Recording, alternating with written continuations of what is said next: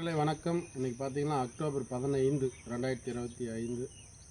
உண்மையிலே நம்ம ஏபிஜே அப்துல் கலாம் ஐயாவுடைய அவர் வாழ்ந்த காலத்தில் வாழ்ந்தோம் என்று நினைக்கும் போது மற்றற்ற மகிழ்ச்சி.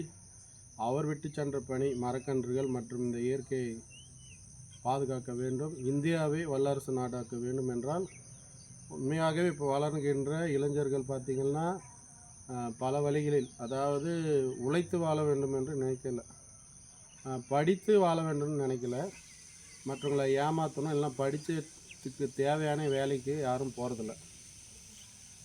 மனநிலை எப்படி இருக்குன்னா, மற்றவங்களை ஏமாற்றி எப்படியாவது வாழ்ந்துடலாம் அப்படின்னு நினைக்கிறாங்க. அது கிடையாது.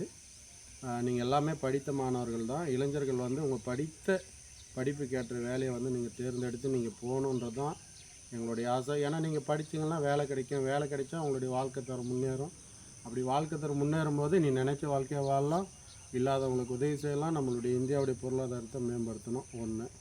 ரெண்டாவது பார்த்திங்கன்னா 2022 என்னுடைய மாமியார் ராஜேஸ்வரி, பழையப்பேட்டை சின்னராஜ் அவருடைய மனைவி ராஜேஸ்வரி, என்னுடைய மாமியார் வந்து இன்றைக்கி இறந்த தினம்.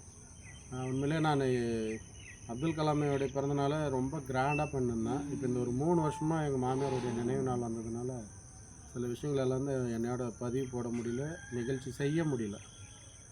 ஏன்னா நல்ல ஒரு மனைவியை கொடுத்த என்னுடைய மாமியார் வந்து இறந்த தினத்தில் வந்து ஃப்ரீயாக என்னோட இருக்க முடியல.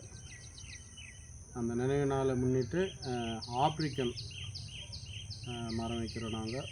அதாவது இந்த உலகத்தை விட்டு அவங்க சென்றாலும் 2 பேருமே, அதாவது அப்துல் கலாமியோடைய பிறந்தநாளாக இருந்தாலும் அவங்க இன்றைக்கி பூமியில் இல்லை. எங்கள் மாமியாரும் அதே போல் அவங்க இல்லை. அவங்க இந்த பூமியை விட்டு போனாலும் சுத்தமான காற்று இருக்கணும்னு சொல்லி மகாகனி, ஆப்ரிக்கன் மகாகனி வைக்கிறேன். இது யார் கொடுத்தாங்கன்னு பார்த்தீங்கன்னா புகழேந்தேனன் தான் கொடுத்தாரு. அவருக்கு இந்த நேரத்தில் நன்றி தெரிவித்து கொண்டு, அதே போல் இன்றைக்கி கலை திருவிழா 2025 எங்கள் அரசாங்க மேல்நிலைப் பள்ளியில் இன்றைக்கி வந்து நடுவரை போட்டிருக்காங்க.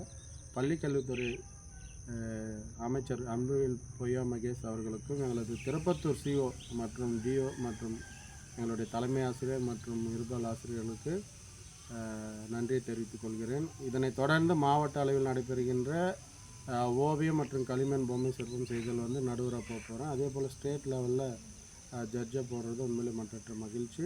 இந்த நல்ல நாள் அந்த மரக்கன்று வைக்கின்றேன். வாழ்க வளமுடன்.